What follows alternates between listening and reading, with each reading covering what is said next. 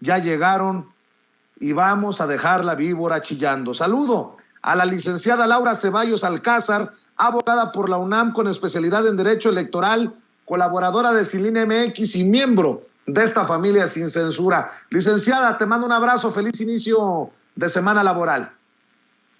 Pues ni tan feliz, oye, después de escuchar a este hombrecillo querer lanzar a la princesa para senadora, da más miedo que alegría, pero creo que ahí sí es bien importante, perdón el comentario aquí en este punto, pero es bien importante que la gente no los vote, por Dios, que vean otras opciones, que se organicen. La gente que está a favor de la Cuarta Transformación, métanle galleta, hay mucha gente útil, no vayan por la del vestido azul, por favor, se los pedimos, tengan más altura política, más inteligencia y más sensibilidad. Estos tipos están dejando sin agua a Nuevo León con tal de darle a las refresqueras y a las embotelladoras. Ese es el tipo de gobernantes que se merecen. Piénsenlo bien, amigos de Monterrey, de Nuevo León general. Gracias, buenos días. Buenos días, querida Laura, y saludo a mi querida Alina Duarte, nuestra reina de Xochimilco, a nuestra corresponsal. Mi querida Alina, voy a iniciar con tenías razón. Fíjate que el viernes tuvimos un debate complejo. Estaba Alina, estaba María de los Ángeles Huerta del Río, no me acuerdo quién más estaba en la mesa de diálogo, Gerardo Villegas, y Alina hablaba de lo del tema del Tren Maya a profundidad, tomando en cuenta a las comunidades, y por ahí se nos empezó a hacer bolas el engrudo.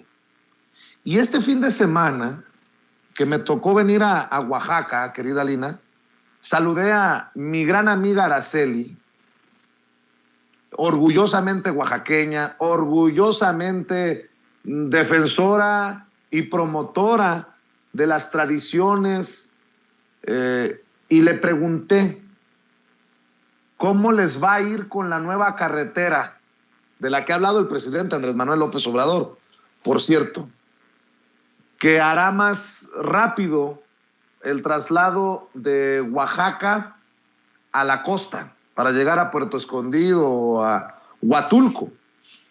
Y lo que me contestó me transportó mucho a esa conversación que estábamos teniendo. Y debo de decir, creo que es de hombres decirlo, creo que me equivoqué. Creo que tenías la razón, Alina.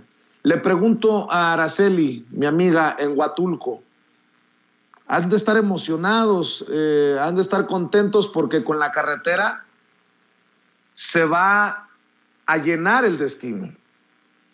Ahora sí va a explotar el destino. Y me dijo, Vicente, ¿y a qué costo? Y fue así como una bofetada de realidad. Después estuve en Tahueca, otra comunidad, es de muchos pescadores, y me decían que se estaba desarrollando mucho, que de hecho muchos pescadores han dejado de pescar para dedicarse a la construcción, porque en Salchi, en Tahueca, en estas zonas, están llegando los canadienses, los estadounidenses, y no todos necesariamente están contentos. Obviamente están contentos de tener un empleo, pero ¿a qué costo se están desarrollando estas zonas de bosque, estas zonas pues muy de ellos? Y perdón por tomarme todo este tiempo para la presentación y el contexto, mi querida Lina, pero quería dejártelo ahí sobre la mesa para que veas que hago mi tarea, para que veas que en todo estoy, querida Alina, aunque no pareciera. No, yo te agradezco mucho, Vicente. Yo creo que es bastante complejo, ¿no? Y yo le apuesto a complejizar los debates, a profundizarlos, porque yo lo decía el viernes, ojalá todo se solucionara con un voto y yo creo que sería lo más feliz, ¿no? Del mundo, solo tener que ir a votar 4 años, pero creo que tenemos que involucrarnos más, ¿no? Y no solamente decir sí o no, o entender que esto pasa por la vida de millones de personas. Y yo ni siquiera me atrevería a decir nuevamente, ¿no? Si tenía o no la razón. Yo le decía y comprometía a Vicente también al aire a que nos diéramos la oportunidad también de ir a esas comunidades en donde pues por acción, omisión, por lo que sea, van a verse pues inmiscuidas, ¿no? En lo que va a implicar el Tren Maya. Y yo creo que ahí está, ¿no? El hablar con la gente. Yo decía, a lo mejor ni Alina ni la ONU tienen por qué opinar con tanta aseveración, ¿no? Lo que va a pasar. Vayamos a las comunidades, veamos las complejidades de esto. No solamente es algo que ocurre en México, ocurre en todo el mundo. El tema de los proyectos y sus consecuencias. Yo creo que estamos en un muy buen momento como para generar protocolos también para proteger las lenguas originarias, para proteger a las comunidades y su entorno, ¿no? El no fomentar los desarrollos, pero bueno, todo está al aire. Yo te agradezco mucho esta introducción, me alegra mucho que vayamos, ¿no? Transformándonos también como personas y vayamos agregando más cosas al saquito de los debates, y agradecer también a todo el público, ¿no? Que más allá de si estaba o no de acuerdo, lo hizo muy respetuosamente en sus comentarios, ¿no? Comentó y nos escribió en redes, y yo te agradezco mucho nuevamente el permitirme en este espacio, ¿no? Y lo vuelvo a decir, que sea realmente un espacio sin censura, libre de debate, y que aún en la disidencia podamos seguir hablando. Claro que sí, querida Laura, ¿por dónde entramos? ¿Con qué tema entramos? Pues no sé si se te antoja que de una vez entremos en materia de lo que tiene que ver con esas situaciones del INE, cómo es que son completamente antidemocráticos, cómo es que rechazan, cómo es que se imaginan. ¿Sabes qué, Vicente? Es bien impresionante ver cómo es que Lorenzo dice que todo va muy bien, que es una maravilla, o sea, esto corre como en mantequilla, porque él lo publica en Twitter, sus infografías las presenta en Facebook y lo publican todo en su central electoral, que creen que es todo el universo de los mexicanos. Y se olvidan que su central electoral lo ve pues nada más la gente que se dedica al tema electoral, y que aunque la gente tenga internet, ni conocen, ni tampoco se la pasan investigando todo lo que publican todo el día. Entonces, creo que sí es bien importante, Vicente, porque todo esto ha dado como resultado que la gente hubiera tenido que ir a tratar de hacer una renovación de su credencial para votar sin saber que en el INE habían extendido la vigencia para que la gente no tuviera que hacer este movimiento pues en medio de la pandemia, que no habían citas, que hicieron todo este retraso que tampoco hicieron la publicidad necesaria para decirle a la gente cómo iba a ser la renovación, que es una obligación constitucional que tiene el INE, de decir, a partir del mes de octubre del año previo al en que se va a celebrar una elección, es la obligación del INE hacer una campaña súper intensa de renovación de todas las credenciales que perdieran vigencia en el año de la elección. Y sin embargo, el INE, el 17 de diciembre, hizo una de estas cónclaves que ellos hacen, sí, muy publicitado para las personas que les interesa, y extendieron la vigencia de las credenciales para votar, las que vencían en 2022, hasta después del proceso electoral de los 6 estados donde van a renovar gobernadores, o sea, después de junio, y la gente no se enteró. Y todavía dicen, pues la gente solita fue y pues entregó su INE y sabiendo. No, la gente no sabía, Vicente, porque a la gente no le pusieron una lona afuera de cada instituto diciendo, si tu credencial pierde vigencia en 2022, entérate de que por un acuerdo del Instituto Nacional Electoral, esta se extiende hasta después del 5 de junio de 2022. No tienes que hacer el trámite si se perdió tu vigencia, porque por la pandemia hemos decidido alargar esta vigencia. Entonces, eso es lo que está pasando, Vicente. El INE cree, o sea, viven en una ensoñación, en un sopor, en donde imaginan que lo que hacen es suficiente y es más, sobrado en relación con lo que la gente necesita. Y lo decía Alina el otro día, son profundamente clasistas, elitistas, e imaginan que su público en Twitter, en la República de Twitter y en la República de Facebook, y las 10 personas que ven su central electoral y que entran al canal de YouTube donde están sus debates, es todo el universo de los mexicanos, y se olvidan que la inmensa mayoría de los mexicanos no tienen internet, y los que tienen tampoco se enteran de todo esto, porque tienen que ir a trabajar para vivir, para comer, para hacer la vida. Y lo que ellos decidan en sus juntas, pues la verdad a la gente no le llega si no se lo bajan en una lona, en algo público. Entonces, creo que eso es lo que está muy grave, porque vivimos a contracorriente de la democracia, gracias al INE, gracias a que no tienen la menor intención de darle al pueblo la dignidad de respetar su voz, su elección. Entonces, ellos dicen, por ejemplo, el otro día decía Ciro Murayama que él está en contra de la revocación de mandato porque él no quiere que el país quede acéfalo. O sea, no se han enterado, no entienden ellos mismos que este proceso es un salvoconducto que tendremos a futuro, que que se va a celebrar ahorita es nada más un juego de fogueo para ver qué es cómo se organiza, qué es lo que se siente, cómo se participa, pero que será esa amenaza permanente con la que la ciudadanía le dará la bienvenida a los siguientes presidentes de no te pases de rosca porque tenemos un mecanismo que vamos a aplicar en tu contra con el consabido juicio político, juicio penal, administrativo, lo que corresponda, si tú te pasas de lanza. Entonces, estamos en realidad la ciudadanía luchando con un instituto que se opone a que la ciudadanía difunda, que avala que la oposición insulte, transgreda las normas del mínimo respeto cuando se trata de atacar al presidente, pero que la gente común no puede decir nada porque estamos en lo ilegal. La propia Kenia López Rabadán, y sí me acordé de su nombre porque lo dijiste antes, escribió ilegal en una de las pancartas de consulta. O sea, la mujer supone que tiene la cordura suficiente para decir qué es legal y qué es ilegal. No trabaja, no hace otra cosa más que simular que va al aeropuerto y critica.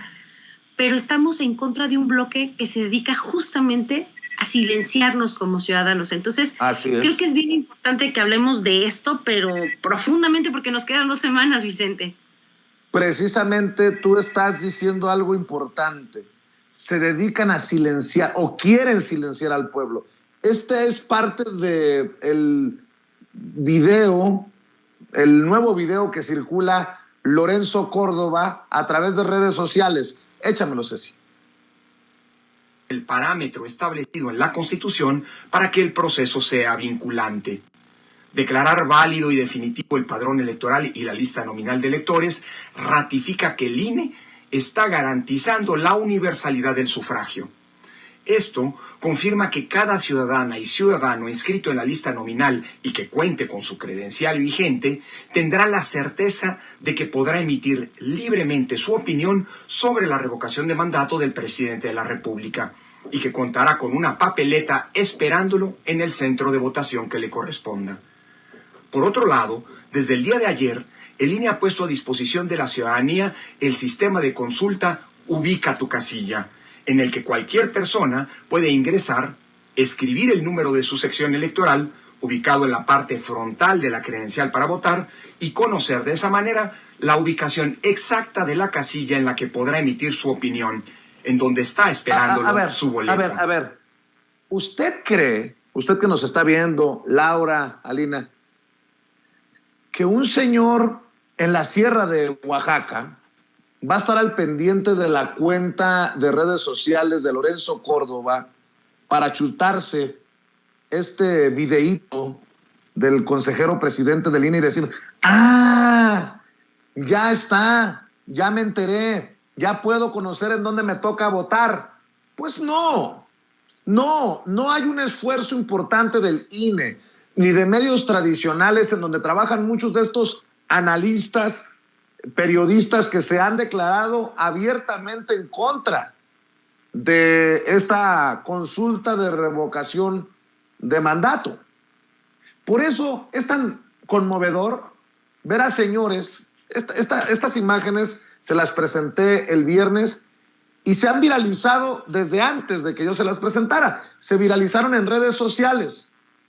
¿Usted cree que este señor de la bicicleta con su bocinita, no tengo identificado en dónde ni cómo se llama, ¿usted cree que este señor va a esperar a que Lorenzo Córdoba haga lo que le corresponde de promover la revocación de mandato? Es literalmente la élite de la burocracia dorada contra el pueblo. Ya le presenté a Lorenzo Córdoba. Dígame si usted está del lado de allá o de este lado. Y apoyemos a López Obrador. Sal a votar este 10 de abril. Sí, que siga AMLO, que siga la democracia.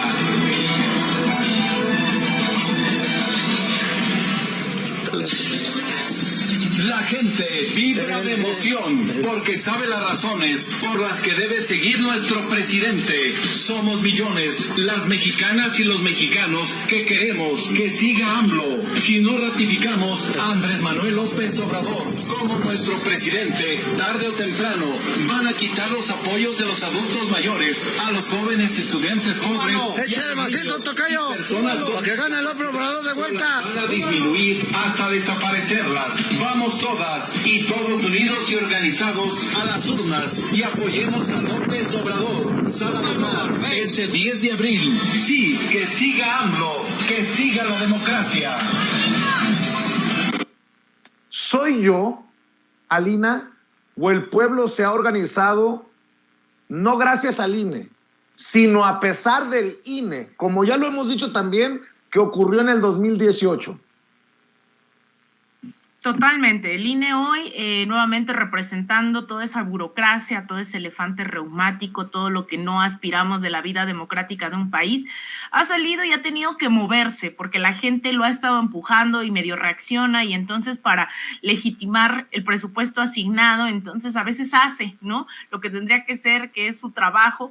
Sin embargo, pareciera que a pesar de que ha tomado parte y que es claro y que a estas alturas no hay que estarse poniendo a pensar si el INE es aliado de la democracia, aliado del poder popular, lo cierto es que la gente no ha tenido que esperar, y eso es algo que no veíamos hace unos años, que en el 2018 la gente aportó, y no solamente en el 2018, es decir, la gente, el pueblo mexicano ha reaccionado ante distintas coyunturas, y su solidaridad, su movilización ha estado presente en distintos momentos de la vida democrática de este país, sea lo mismo en el 2018 que apoyando la causa de las y los normalistas de Ayotzinapa, lo de la guardería ABC, es decir, la gente tiene claridad cuando se trata de estos objetivos, ¿no?, de saber que algo puede alimentar la vida democrática de este país, cuando se requiere solidaridad, como en el terremoto, etcétera, etcétera.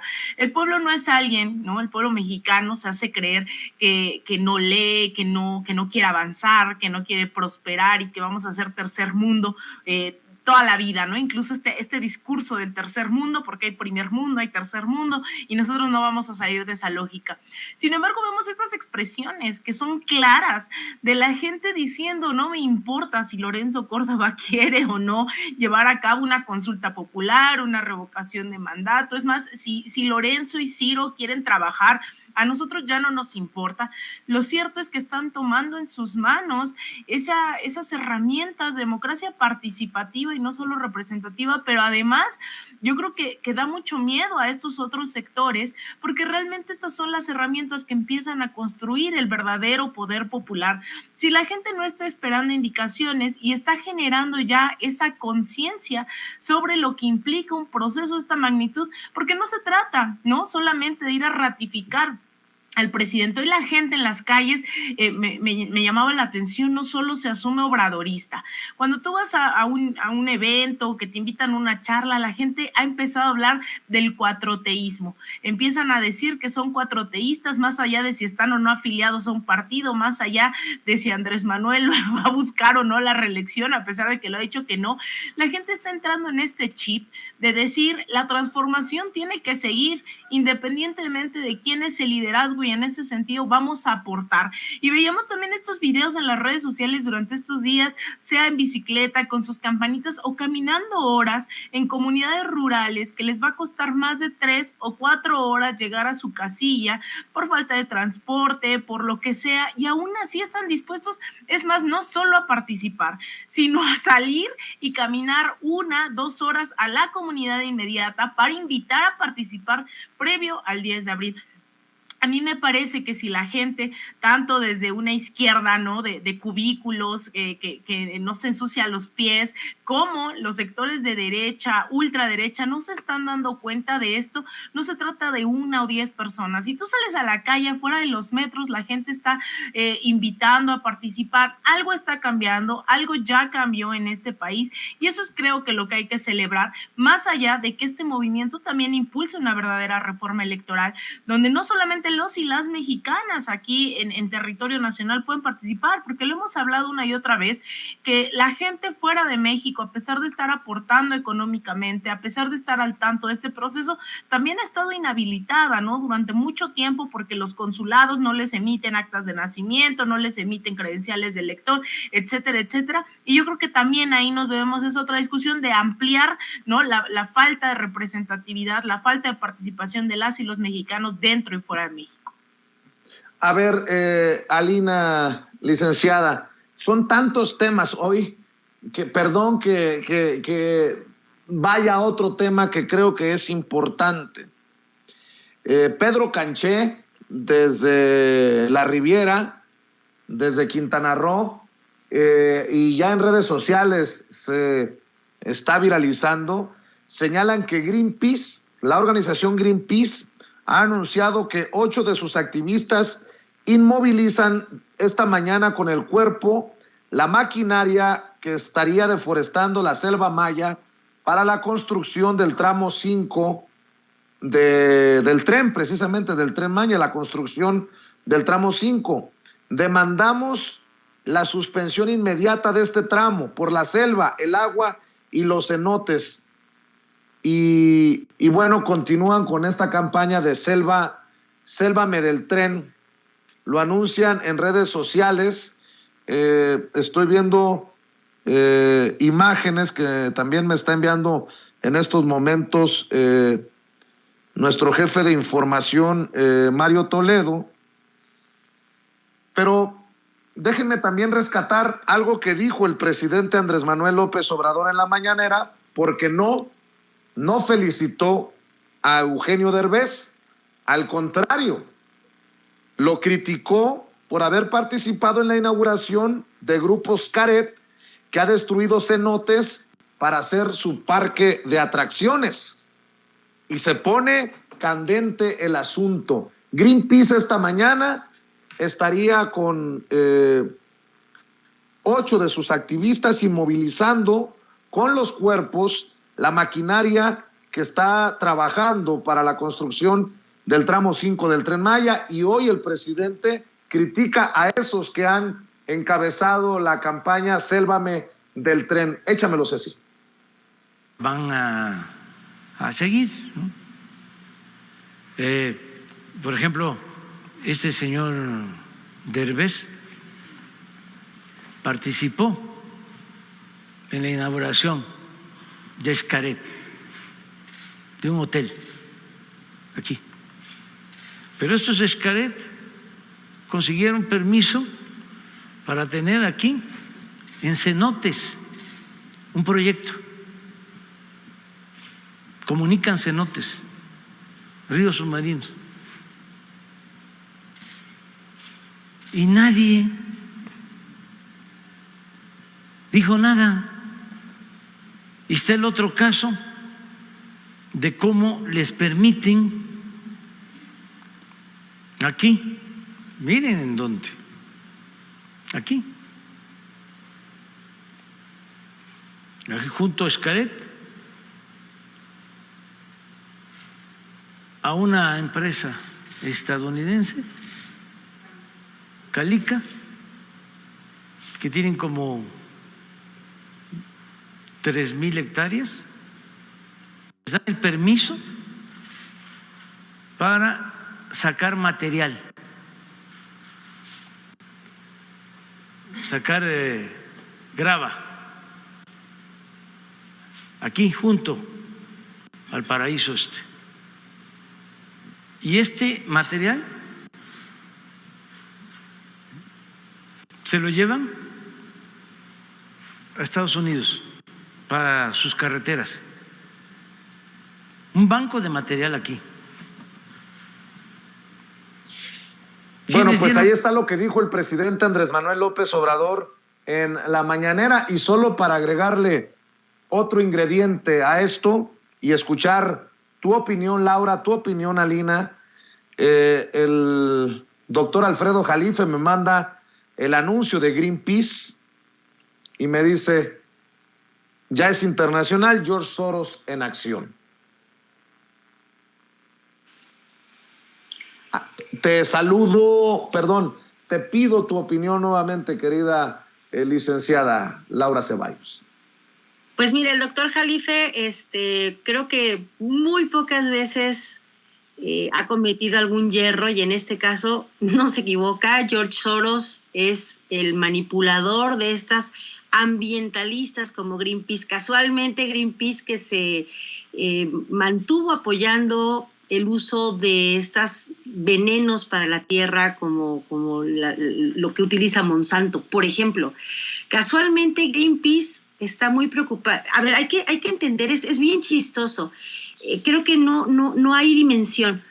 Durante muchos años el derecho de las vías férreas fue ocupado ilegalmente por la gente. A ver, aquí en Cuernavaca, sabemos que la estación de trenes donde llegaba, que se llama Ferrocarril de Cuernavaca, que salía de México y llegaba aquí, de repente fue poblada toda la parte de la vía desde donde está la terminal de autobuses del Casino de la Selva hasta, pues no sé, casi para llegar a Cuautla.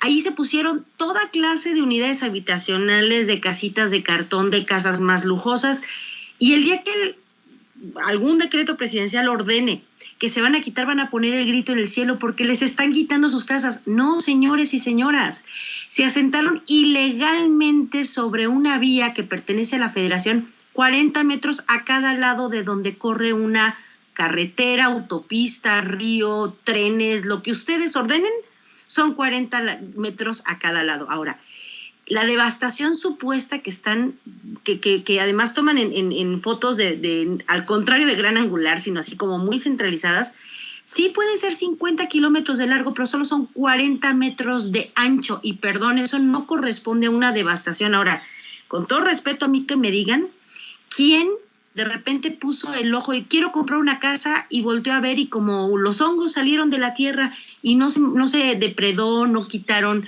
especies vegetales ni removieron especies animales? O sea, cierto que duele un árbol que se tira, pero no están hablando de que muchos de estos árboles que son grandes los están moviendo a otro lugar. Segundo punto, casi toda la flora que está en los 50 kilómetros de largo y 40 metros de ancho, es de follaje bajo, no están afectando de manera como ellos lo dicen. Ahora, ¿quieren ver en donde así hay contaminación verdadera de los cenotes? Vayan a donde están todas las granjas porcícolas de Yucatán. Ahí sí, y ahorita están suspendidas varias porque les otorgaron permisos en el tiempo de Felipe Calderón y en el tiempo de Peña Nieto. Y perdón, no creo que haya algo más asqueroso que la contaminación de los cenotes vía el cómo se transmina el excremento de los puercos, que son miles, en este tipo de suelo que es muy poroso porque está hecho pues de un material que filtra todo. Y tercer lugar, cosa curiosa, cómo no se están oponiendo a lo que dice el presidente, esta extractora de material pétreo que es Calica, o a los desarrollos. Por eso es donde surge la duda. Todos los desarrollos turísticos y habitacionales de gente copetuda que están justo en ese tramo, pero más pegados a la parte del mar. ¿Por qué no están opuestos a eso? ¿Por qué sí les molestan 40 metros de ancho en un tramo de 50 kilómetros que se van a reponer con cientos de miles de árboles en toda la zona, que además está produciendo un desarrollo? Y ahí sí con la pena, el desarrollo requiere a veces sacrificios, pero si se están tomando acciones para repararlos, también hay que poner atención que la gente de la Riviera Maya ha estado olvidada, dejada de la mano de Dios por toda la vida. Entonces será la primera oportunidad que tengan de tener trabajos estables. ¿Cuántas personas de esta zona no han migrado porque no hay trabajo? Bueno, pues ahora hay trabajo y también les molesta. Entonces, yo sí creo, soy adoradora de los animales, creo que el equilibrio ecológico hay que cuidarlo, pero también hay que entender que es una zona en la que nunca nadie volteó a ver un solo daño ecológico de los que ya están producidos en Cancún, en Xcaret, en Xel-Há, en todas estas partes, y ahora sí les preocupan 40 metros de ancho, que es lo que mide la vía a los lados de la selva que están depredando. Es un poco más que ridículo, no solo de los ambientalistas, sino de parte de quién vienen.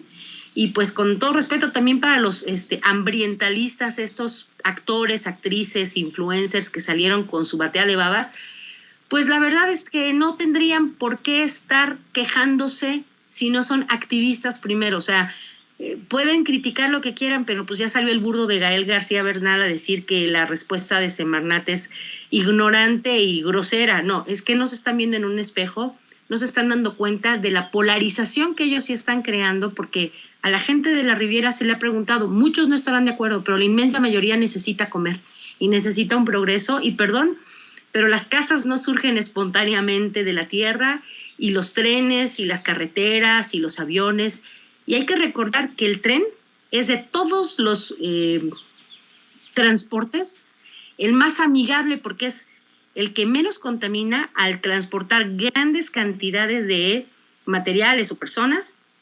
En una primera etapa, la mayor parte del tren va a ser eléctrico y ya después va a ser por completo eléctrico. Y tercera, que no se pongan a imaginar que urge desarrollar la Riviera, siendo esta una fuente enorme de turismo, es lamentable. Entonces, pues la verdad es que lo decíamos la otra vez, dime quién te paga y te diré por qué, a qué voz criticas, ¿no? ¿Cuál es tu verdadero sentido de la crítica? ¿Cómo ves, querida Alina, ahora ya Greenpeace metido en este tema y creo que todo indica que nos va a ocupar más tiempo de lo que lo pudimos haber pensado? Sí, bueno, yo nuevamente, ¿no? La complejidad del tema del Tren Maya tiene que ver con que pusimos sobre la mesa justamente durante estos días que la existencia misma genera una huella de carbono en este mundo. El tema es cómo, siendo responsables y también entendiendo de una forma complementaria que somos con la madre naturaleza, pues, ¿no? Que el capitalismo, el neoliberalismo nos ha enseñado que la naturaleza es una cosa y entonces solo nos beneficiamos de ella, pues al final tampoco nos beneficia, ¿no? Y creo que hay que empezar también esta discusión de estos términos de desarrollo, de progreso que trajo consigo el neoliberalismo, mientras varios de nuestros pueblos originarios tenían otras ideas en las zonas andinas, hablan incluso del summa causae, ¿no? Del bienestar, pero desde una concepción de imbricación con la naturaleza, etcétera, etcétera. Una vez dicho esto y hablando de las responsabilidades que tenemos en pleno siglo XXI y asumiéndonos personas progresistas de izquierda, que tenemos claro también que hay que cambiar esos modelos de desarrollo, lo cierto es que vienen estas otras organizaciones con intereses que no son estas discusiones.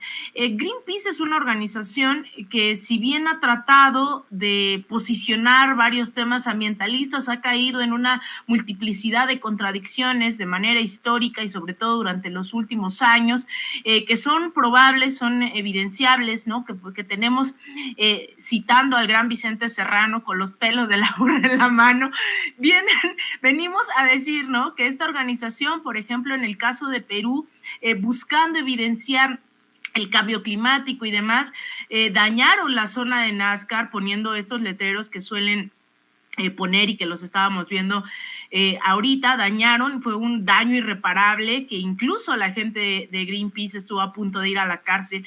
El otro fue en temas no solamente del medio ambiente, sino de acoso, de violencia.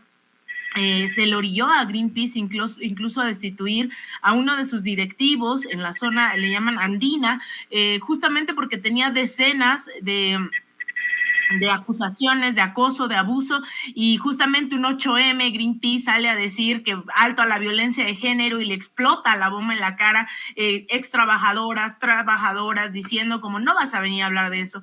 Y la otra es Greenpeace justamente en México, sin irnos a esos otros ejemplos que además, por ejemplo, en Alemania, Greenpeace estuvo vendiendo gas natural diciendo que era gas eólico y cuando se le confrontó, resulta que lo vendían como un gas sustentable y el más del 99% de este gas no era proveniente de las eólicas, no era este gas limpio como lo querían vender, era menos del 1% y aún así estaban vendiendo este gas, lo cual me parece pues bastante mentiroso, por decirlo menos. Y hace unos meses vimos este pronunciamiento también de Greenpeace aquí en el país, es decir, no es la primera vez que estamos hablando de su posicionamiento en torno a lo que está haciendo la llamada Cuarta Transformación. Voy a leer esta parte de un documento que sacaron el año pasado, el 6 de octubre del 2021, en donde califican la parte de la reforma eléctrica como un grave error y un retroceso. Esto pues están defendiendo los intereses de la como organización medioambientalista, suena un poco contradictorio, que estén apostándole al sector privado y que pues en realidad su crítica tenga que ver con la parte de que el Estado, ¿no?, es quien va a regular este tema de las energías en este país. Entonces, en esta parte, ¿no?, pues obviamente lo que estamos viendo es un Greenpeace que no necesariamente le está apostando a las energías renovables, que no le está apostando a un discurso medioambientalista, sino pareciera una campaña con claridad política, atacando más que a un proyecto, a un gobierno, ¿no? Y eso a mí, pues la verdad es que, pues, más allá, ¿no?, cuando nos toca posicionarnos y decir esto está pagado o no, lo cierto es que Greenpeace deja mucho que desear con acciones que no necesariamente están pensando, ¿no?, en cómo, la pregunta que tú has hecho muchas veces, ¿no?, si no es el Tren Maya, ¿qué? Si no es la reforma eléctrica, ¿qué? Y pues resulta que Greenpeace está en esa misma lógica, con todas las contradicciones que implican estos debates. Lo que les decía de esto que dieron a conocer en octubre del 2021, decía que la modificación, es decir, esta reforma eléctrica, puede tener implicaciones en la generación distribuida, ya que al otorgar al Estado la exclusividad para generación, se cancelaría la posibilidad de que los privados, incluidas las personas en sus casas, puedan generar electricidad, regresando al esquema de monopolio estatal absoluto. Esto sin duda sería un grave error y un retroceso en el camino hacia democratizar la energía. Afirmó que estos proyectos de generación distribuida han servido para combatir inequidades y generar acceso a la energía a sectores de la población que sufrían de pobreza energética. Entonces, pues parece que la agenda que tiene Greenpeace no necesariamente tiene que ver con la democratización del acceso a las energías, sino con un posicionamiento político en este país, Vicente. Laura. Laura, Alina, si bien he transformado la agenda para el día de hoy con los temas, les ofrezco una disculpa. Creo que es importante hablar de esto, por ejemplo, que es una noticia en desarrollo, y esta que les voy a plantear también. Se está presentando el tercer informe del grupo interdisciplinario por el caso Ayotzinapa, y hay muchas cosas que están saliendo muy fuertes de este tercer informe. Hay información, por ejemplo, que se ha ocultado al GIEI, por ejemplo, que el ejército controlaba el C4, que hubo investigaciones paralelas que no han sido compartidas, que hubo estudiantes que sí fueron llevados a barandillas. Hay 3 momentos clave de simulación, dicen desde el grupo interdisciplinario. Las autoridades omitieron y cambiaron información para ocultar lo que sabían. Por ejemplo, se decide capturar a personas como posibles responsables y a partir de esas detenciones se elabora una versión de los hechos. Hay llamadas ficticias creadas por funcionarios. Hay simulaciones en las fechas, lugares y formas en que se dieron las detenciones. Las tarjetas informativas de las policías de todos los niveles entregados eran falsas, también las bitácoras. Me refiero al tercer informe de este grupo interdisciplinario sobre la desaparición de los 43 normalistas de Ayotzinapa en Iguala Guerrero.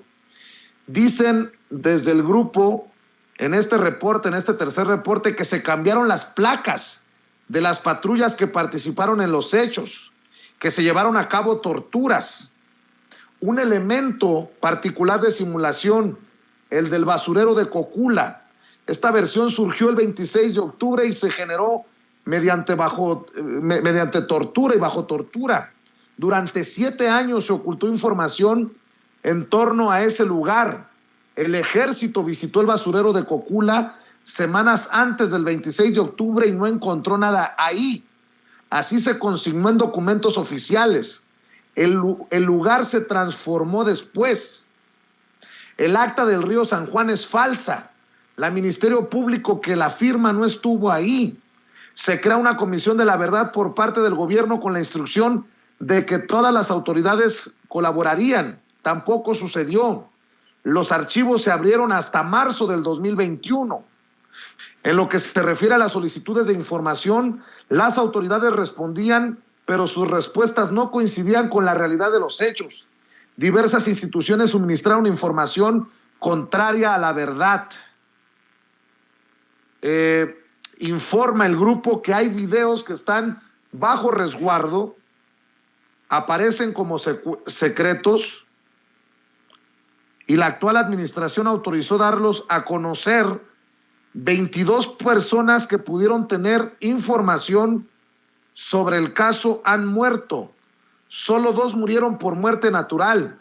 No se puede dejar de lado el papel de la delincuencia organizada en este caso. En fin, creo que tenemos ciertas declaraciones, importantes declaraciones de este tercer informe del grupo interdisciplinario, por ejemplo, en lo referente al basurero de Cocula, donde supuestamente fueron calcinados los restos de los normalistas. Fue una escena manipulada por funcionarios y autoridades. Vemos y escuchamos. Declaraciones, tenemos evidencia digital o física o videograbaciones que demuestran también que el 5 de octubre ya el basurero de Cocula se estaba custodiando por policía estatal. Posteriormente, el 12 de octubre, Sedena va al basurero de Cocula y reporta que no hay nada en el basurero de Cocula, documentos oficiales. El 27 de octubre se reporta el hallazgo de los restos en el basurero de Cocula. Ya ahí ustedes van teniendo el contexto del tema del basurero de Cocula. Sobre esos supuestos, entonces fíjense que también la nueva evidencia nos permite determinar, y yo diría que con plena certeza ya, la intervención anterior a las diligencias de Procuraduría, anterior al 27 de octubre, por actores que no tenían ni competencia ni el rango para investigación. Desde ese punto de vista también podemos decir que antes de, no quiere decir que sin conocimiento, y ya miraremos ese tema, antes de se modificó la escena, y cuando hablamos de modificación en términos criminalísticos, entiéndanme a mí que estoy diciendo que cualquier cambio, transformación o modificación de las presuntas escenas son elementos que alteran la escena.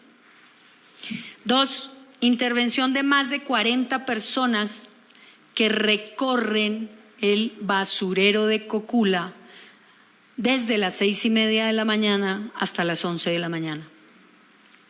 Ingreso desde la madrugada por una autoridad no ministerial, pero lo más importante, toda esa información que fue recobrada hoy, que la tenemos hoy, la desconocíamos durante 7 años, bueno, 6 años, 7 meses.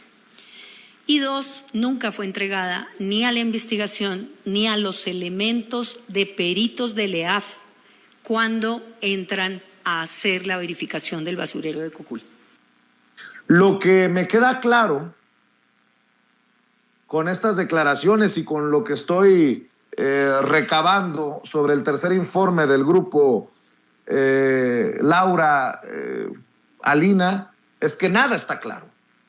¿Cómo es que se ocultó información por parte de las autoridades por tanto tiempo? Casi 7 años. Y todavía hay gente que suspira por el gobierno de Enrique Peña Nieto. Hay gente que todavía dice que esto es lo mismo a lo que teníamos antes. Laura, te escucho con tus opiniones sobre este caso. Fíjate, 7 años esperando por mucha de esta información. Hay voluntad, creo yo, en este gobierno como no la había en el gobierno anterior, pero seguimos esperando claridad de lo que ocurrió con los 43 normalistas de Ayotzinapa. Sí, Vicente, fíjate que estamos en una situación complicadísima. Se trata de encontrar la verdad, o sea, la realidad dentro de una verdad histórica que se construyó ex profeso para que pareciera lo que en realidad había sucedido, y se modifican todas las pruebas desde la más pequeña cosita que pudo haber dado como resultado la certidumbre de la investigación, la remoción de los muchachos, el ocultamiento. Es decir, esto se debió haber aclarado al día siguiente de que ocurrió. Y sin embargo, yo, por ejemplo, que he tenido por trabajo que ir, y me toca ir justamente al juzgado que está en donde está el puente, en donde ocurrieron estos hechos, y a mí me duele, o sea, tengo que ir por cuestiones de trabajo y me duele ver, y pasa la gente y escribe que este gobierno es lo mismo, y no nos detenemos a entender. Yo no creo que pudiéramos exprimirle agua a las piedras, porque lo que debió haber sido público y publicado en el momento se tergiversó, se cambió, los testigos ya no están. Es decir, llegar a una conclusión a partir de lo que hay es muy complicado, pues precisamente porque así se las gastaban. O sea, vamos a sacarles las confesiones vía tortura, y cuando ya no nos funcionan los eliminamos del planeta. Y entonces es construir todo un castillo de mentiras, y desgraciadamente lo heredan 4 años de manipulación después a un gobierno que, por más que tenga la voluntad, no tiene desgraciadamente la manera de encontrar nuevas evidencias, porque lo que hay es lo que quedó, así lo construyeron. Entonces a mí me duele terriblemente ver que la resolución apunta a que no hay manera de saber más que lo que están sabiendo a través de estas nuevas informaciones. Están viendo cómo hubo quienes movieron lo que al parecer son los cuerpos de los muchachos, pero las personas que lo hicieron ya no están. Entonces estamos en una encrucijada. Me parece que una comisión como la que se conforma en este gobierno para dar luz dentro de esta terrible oscuridad no puede alcanzar mucho más que lo que los informes previos llegaron a tener. Y pues vuelvo a lo mismo, da un dolor terrible tener que ir a Iguala y ver las consecuencias, la desilusión de la gente, y me da muchísima pena pensar que quienes pudieran haber sabido algo no estén, y los que todavía están y lo saben, pues obviamente están callados, porque pues seguramente pesan amenazas muy graves. Entonces yo espero que haya todavía más información. Si el ejército de repente por ahí pudiera haber algo que entregar y que no lo hayan hecho, pues que en humanidad, en obediencia a este llamado de justicia, salga. Me da muchísima pena hablar de este tema, porque es algo que nos lacera todos los días. En el pase de lista convocado por el maestro Epigmenio, todos los días nos siguen doliendo y queremos saber dónde están. Entonces, a esperar qué más extraen de esto que pudieron obtener, y ver qué es, hasta dónde puede llegar. Y no olvidemos que pues en esos tiempos de los regímenes autoritarios les daba lo mismo deshacerse de la gente lanzándolas al mar o ocultándolos debajo de las carreteras en construcción. Así se las gastaban y no podemos hacer como que no pasó, porque aún tenemos desaparecidos desde 1968 y que no se nos olvide. Así se las gastaban. Entonces, por eso hay que recordar, como dices bien, este es el maravilloso gobierno de sus recuerdos. Eso es lo que desean. Eso es lo que buscan, que haya gobiernos que repriman, que desaparezcan y que nunca se sepa dónde están las personas que no están hoy en sus casas con sus mamás, con sus hijos. Entonces, yo espero que esta información progrese, que nos dé mayor luz y pues esperar que así suceda. Así es, y nada más para agregarle más detalles y escuchar tu opinión para cerrar esta mesa de diálogo, querida Alina Duarte. Se han presentado en este tercer informe cómo el área fue manipulada. Están presentando videos los expertos que están bajo resguardo de la Marina y que no se sabía de su existencia. De hecho, se muestra cómo un helicóptero aterrizaba en la zona del basurero donde presuntamente encontraron los cadáveres de los normalistas de Ayotzinapa. Imagínense un helicóptero regando todo a su paso. El video muestra, uno de los videos mostrados por los expertos, cómo elementos de la Marina y el procurador de justicia de ese momento, Murillo Karam, estuvieron en el basurero de Cocula antes de la llegada de la PGR, de la Sedena y del equipo argentino de antropología forense. Pues creo que se abren también muchas heridas y muchas causas que deberían, creo yo, de abrirse por el manejo criminal, empezando por el Procurador General de la República, Murillo Karam, para abajo. ¿Por qué Murillo Karam tranquilamente anda por la vida como si nada, cuando es uno de los protagonistas de esta grosera verdad histórica? Mi querida Alina Duarte, cierro con tu opinión. Yo creo que después de Ayotzinapa, la sociedad mexicana tuvo un antes y un después, ¿no? O sea, Ayotzinapa nos reflejó como ese nivel de podredumbre al que podía llegar el sistema político mexicano en todos sus niveles, la corrupción, esta simulación en la que nos metieron durante muchísimas décadas, el rompimiento de un tejido social. Yo creo que trastocó fibras sensibles, ¿no? El ver a estudiantes que no tenían otra intención más que seguir estudiando para aportar más a sus hogares de los más pobres de este país, y que aún así les masacraron, ¿no? Y les desaparecieron y no se sabía absolutamente nada.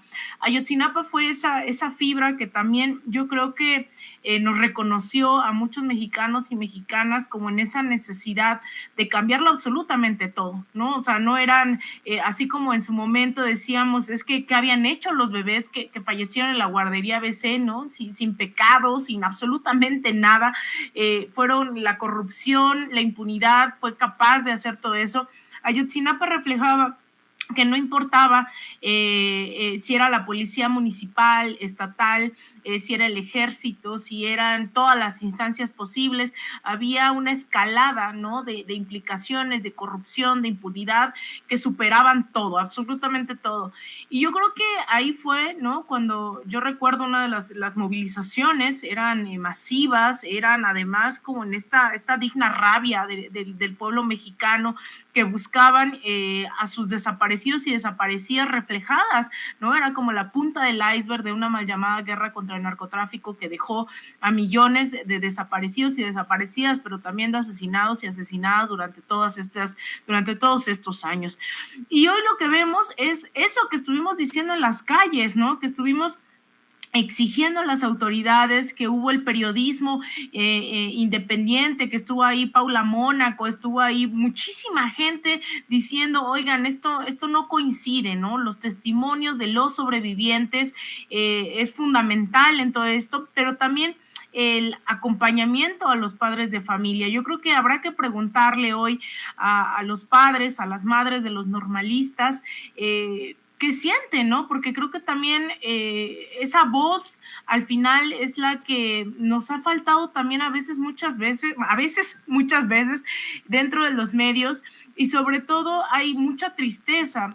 Hay que recordarle al auditorio que incluso durante estos años hay padres y madres que han fallecido y murieron buscando a sus hijos, a sus normalistas, no los encontraron y murieron en el camino, ¿no? Hasta el último minuto no dejaron de buscar. Son familiares que pues se desquebrajaron, familiares que tienen de parte de ciertas organizaciones de derechos humanos acompañamiento psicológico.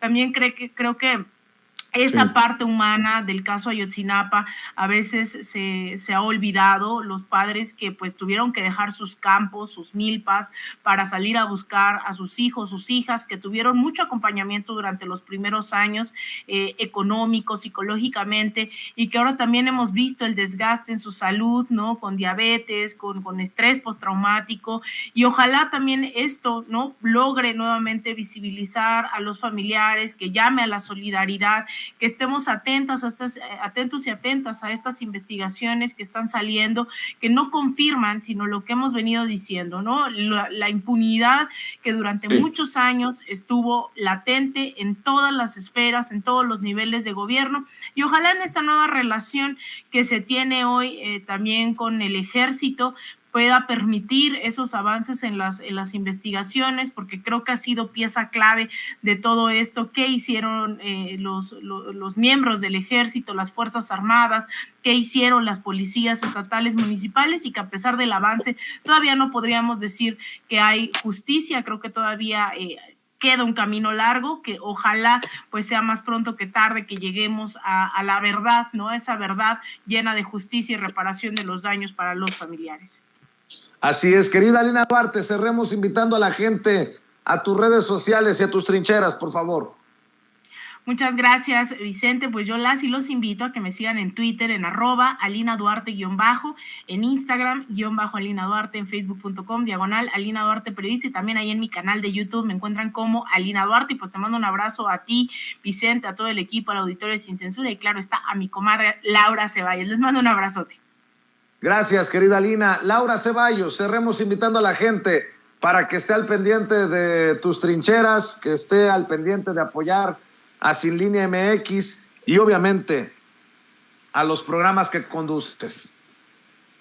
Así es, Vicente, muchas gracias. Un abrazo a mi querida comadrita Alina Duarte. Estoy en Twitter como @CeballosLaura y en Facebook como Laura Ceballos. Y bueno, pues estamos haciendo trabajos en Sin Línea MX, como lo dices, y también en Radio Numancia, que es nuestra estación hermana que transmite desde Querétaro. Y los invitamos a que hoy no se pierdan Sin Conservadores a las 8 de la noche. Ahí me van a invitar hoy a que platique sobre hacia dónde va la cuarta transformación. Entonces ahí los esperamos. Y hago un anuncito. Hace un ratito en el programa de Sin Línea hice un paso a paso de cómo encontrar la sección electoral en tu credencial, los tipos de credencial electoral que hay y cómo buscar en la página del INE. Pero si les queda alguna duda, pues ahí tiene Ceci también el link y el digamos que el paso a paso que le mandé para que lo puedan compartir también aquí en Sin Censura, para que la gente se le haga un poquito más fácil encontrarle. Y recordemos que cada mesa electoral tiene entre 2,000 y 2,200 votos y que en una sola ubicación pueden encontrar, ahorita encontramos así en el programa, 7 secciones electoral en una sola ubicación. Entonces, cada mesa en sí tiene 2,200 votos como máximo, para que no les digan que no hay votos. Sí hay entre 2,000 y 2,200 y puede haber hasta 7 secciones electorales en una sola mesa, en una sola ubicación, para que no se vayan a confundir. Pero ahí les dejé el videíto para que si lo pueden ver y aclaremos todas las dudas. Muchísimas gracias, Vicente, y Ceci, y a todos.